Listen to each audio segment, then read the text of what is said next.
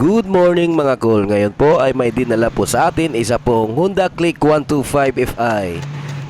Nung tinanong po natin yung may-ari, nilusong po niya ito pong scooter po niya doon po sa baha po. At pagkatapos bigla na lang pong tumirik po yung motor po niya.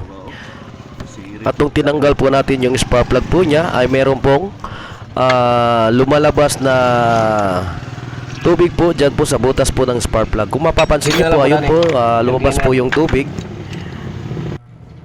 At saka may portion po din po siya na matigas po siyang ikutin. At ngayon nagdesisyon po tayo na babaklasin ito at tatanggalin po natin yung head.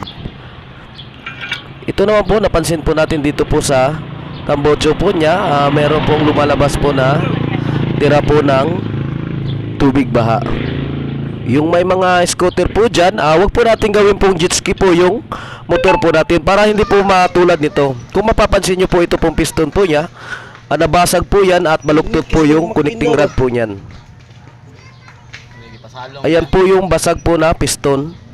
Nit po ng makina po niya at bigla pong napasukan po ng tubig sa throttle body at pumasok po sa piston po niya.